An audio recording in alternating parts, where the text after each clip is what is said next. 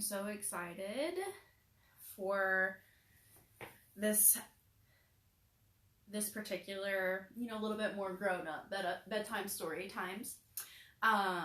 So obviously the last one didn't really go as well since it was just a summary, didn't really get to the, juicy bits, so to speak.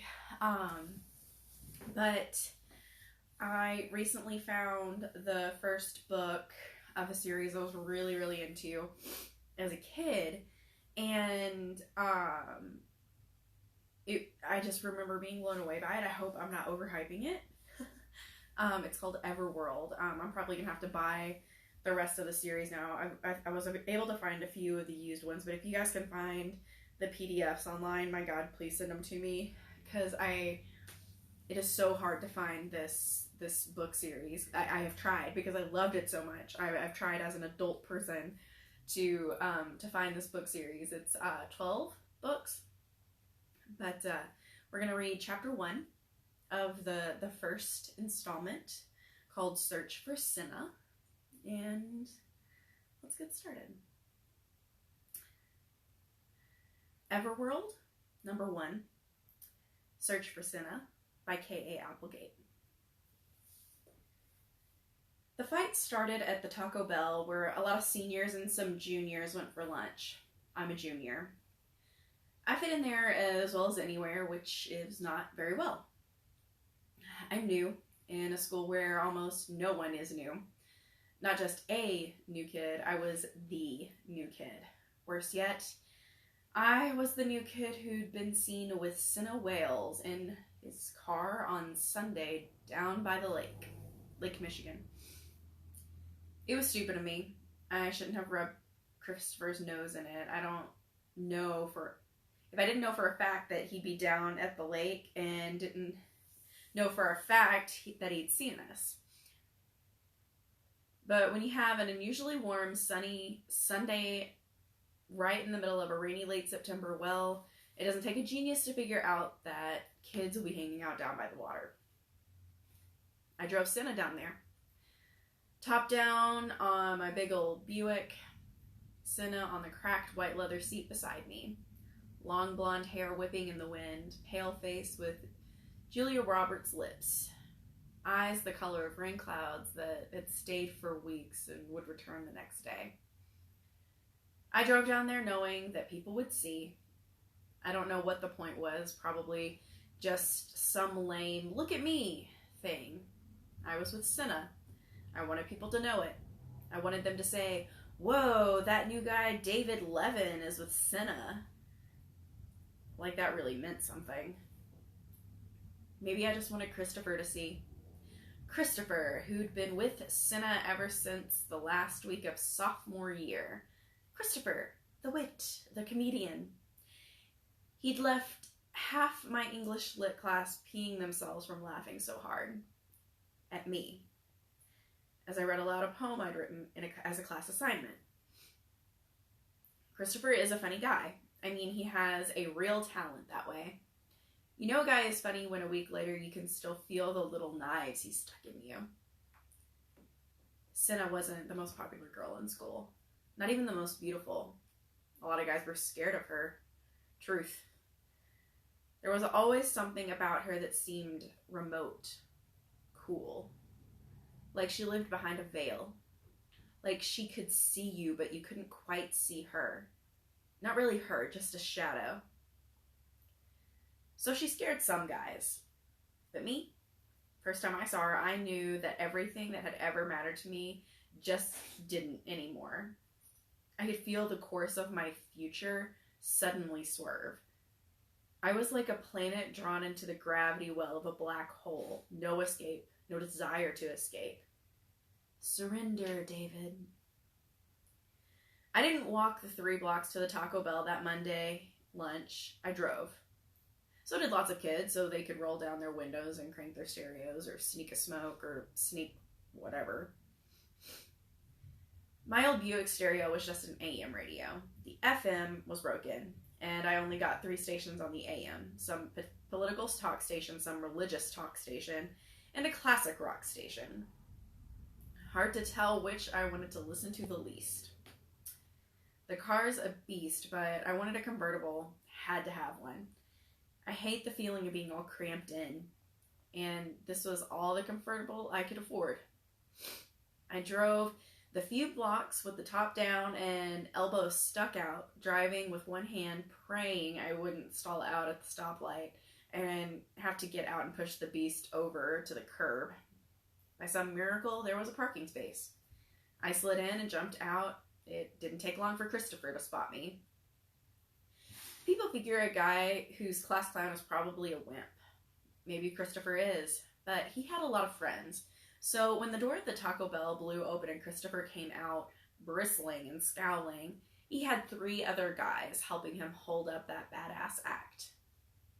I didn't pretend to not see him. I stopped walking and waited. He came right up to me. I gave him credit for that. I have a rep as a fairly tough guy. Maybe I deserve it, I don't know. Would he have confronted me without his crew along? Don't know. He looked mad enough to. We have a problem? He snapped. Do we? I asked. Then wham! I never saw the blow coming. It wasn't Christopher. It was one of his boys. Just loaded up on me and nailed me with a left hook that connected with my right cheek. I staggered. Went down on one knee. My knee crunched a soda cup someone had dropped. Pepsi or whatever soaked into my jeans. Then wham! The punk's knee came up and caught me in the nose. It was like someone had exploded a hand grenade in my face. It was stars and Tweety birds, just like some old Looney Tunes cartoon. I heard a lot of shouting. A lot of it was Christopher. He was dragging the guy off me and yelling, "I didn't say hit him, you moron. Get out of here, I'll kick your butt." Someone, or several someones, dragged and frog walked me away around the back of the Taco Bell, back to the greasy dumpster. "Leave me alone," I yelled, trying to stand up. I stood up for about 3 seconds before I tottered back into the wood fence that surrounded the dumpster. The rain decided this would be a good time to start pouring, so it came down. It was a blessing. It helped me straighten out my whirring, loopy head. It was Christopher himself holding me upright, and beside him, his girl named April. Beside him, this girl named April. She's Cinna's half-sister. 3 months and a universe of difference separate them. Cinna is cool, blonde, and remote. April is all green eyes and auburn hair, big, mocking smiles. Be with Cinna for 1,000,000 years and you won't know her. Be with April 10 minutes and it's like you grew up together. Jaleel was there. I knew Jaleel from school. The poem I had to read that Christopher ridiculed, Jaleel came up afterward and told me precisely why it sucked. But with no rancor and no ridicule, just because he knew. Jaleel doesn't believe the truth should piss anyone off. Or maybe he doesn't care if it does. He just cares that it's true. That's giving him the benefit of the doubt. Take away that grace and maybe he's just a condescending know-it-all. He was one of the first kids I got to sort of know in school. Not friends exactly, more like 2 off-center loners who recognized a bit of themselves in the other person. We were guys that nodded at each other. Once he stepped over and just sort of made his presence known when I was getting hassled by some black kids. Once I did the same for him when he was getting some grief from some white guys. Jaleel has a habit of not turning his head much, just moving his eyes, skeptical, appraising, not impressed by much. It takes him a while to talk to you, and you might think he's slow, but you get to know him once you realize he's slow to talk because his brain's already jumped ahead 3 spaces, and he has to back up to deal with you. Me, I'm not that smart. Not schoolbook smart anyway. I don't have the focus for that. When I was a kid, I had that attention deficit disorder thing. I was always jumping around, looking at all the wrong things, missing what I was supposed to get, and getting the things that no one else thought were important. Here's my entire childhood. David, settle down. By the time I was 13, I was a confirmed skateboard freak. Pants so big, I could have had another couple of people in there with me. My board was like surgically attached to me. Could not be without it. Here's my junior high existence. Hey, kid, get off of there. Now I was older, a year away from college or a job or the military. Oh, I didn't know what that was. Oh, wait. Yes, I did. I was a chump with a piece of raw burger where my nose used to be. What are you all staring at? I raged. I can't speak for any of the others, Christopher said, but personally I'm looking at a guy who got sucker punched and looks like he needs a new nose. I mean, Dan, what are you going to breathe with? I felt my nose, gingerly. It didn't hurt. Not yet, but it would. You let that punk do your fighting for you? I demanded. Christopher shook his head. Don't lay that on me. What you and me have going on, you and me can deal with. That wasn't my idea, what happened back there. What the hell is the matter with you two? April demanded, but the tone was at least half amusement. Let me guess. This had to involve Senna. I glared at Christopher. He glared back at me. Some of my blood was on his shirt. He'd helped me stand up. We should move on, Jaleel said. Someone may have called the cops. I didn't do anything wrong, I said, intensifying my glare at Christopher. Who cares about you? Jaleel asked blandly. I'm a young black male. The cops show up and they'll bust me on general principle, so come on. Let's take this show down the road before I end up playing Rodney King over your problems. That was how we all came together the first time. Me wobbling, holding my face, Christopher propping me up and showing no sign of guilt as he made jokes at my expense. April thinking the whole thing was amusing and touching and idiotic. And Jaleel looking out for himself, even while he helped me out. That's where it all began, around a girl named Cinna who wasn't even there.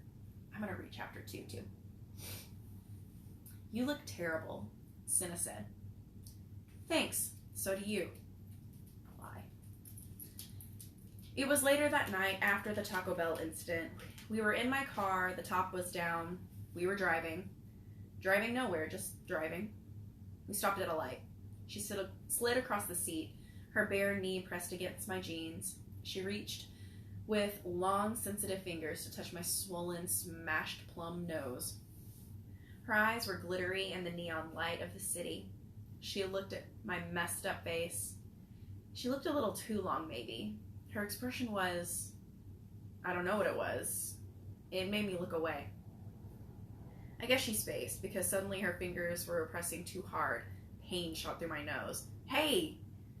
Sorry, she said. She pulled her fingers away. There was blood on her fingertips, and she looked at it and did not wipe it away.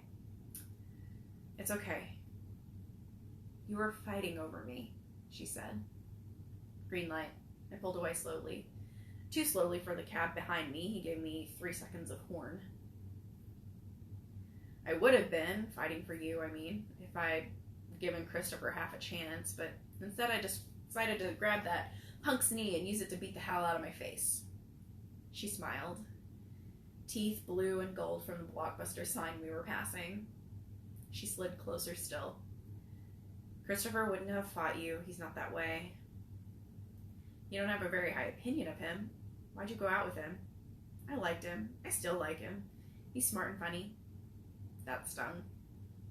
Yeah, so why aren't you still seeing him? Why are you with me? Don't tell me where I am or who I'm with, David, she said. I shot a look at her. Red light. She considered me, her eyes roaming over my face. Not at the injured nose anymore, but at my own face, my chin. Like she was judging it, my eyes, but without making contact. Then she kissed me. Green light. This time I took off a little faster. We drove to a place where we could watch the moon come up over the lake. I parked the car. I looked at her. I knew nothing about her. I knew her face, her eyes, her hair. Nothing. What I knew about Cinna Wales was really about me, not her. I knew that if only I could have her, if only she could somehow be with me, be a part of me, if only I could get up each day knowing she'd look at me, see me, smile at me, then she would be a wall to block out everything, a chasm between past and future. But that was about me. That was all about the twists in my head about her, I knew nothing. Sorry, the radio sucks. I apologize. I like it quiet. So we sat there side by side in silence and listened to the breeze and the not so distant sound of traffic and the mellow lapping of the water of the shore. I was trying to work up my nerve to kiss her again, but there was a wall around her, untouchable. Something is going to happen, she said, gazing out at the water. For a moment, I didn't know if she was done talking or not, and then I didn't know if I should say anything. What do you mean? What's going to happen? Slowly, very slowly, she shook her head. I don't know. I only know something will happen. Soon. Something terrible. I shivered. I don't shiver. I don't scare that easily. I shivered. She turned and smiled at me. Sometimes I know things before they happen. Sometimes I can see a scene in my head, like watching a movie, and then it will happen. I think, did I make it happen, or did I just see it somehow? I shrugged, helplessly confused, not wanting to make her turn away, wanting to keep her eyes looking at me. I don't know, maybe a little of both. I had no idea what she was talking about, but she acted like I did. Yes, maybe, she said. Then almost shyly, she asked the question that would enslave me. David, when it happens, David, will you save me? I don't know what I thought. That she was crazy? That I didn't care if she was crazy? Yes, Cinna. I'll save you. She kissed me then, and then again, and each time she opened her lips to me, I felt another part of myself drained away, and I didn't care. Right, so join me next week when we move on to chapter 3 of Everworld, Search for Cinna. And we'll find out what David ends up having to do for Cinna. Yep, it's going to be every Sunday night at 10:30 p.m. I'll do it live, and then I'll save it to my page so that you guys can listen to it anytime you like. Thanks so much. Good night. Wash your hands, brush your teeth.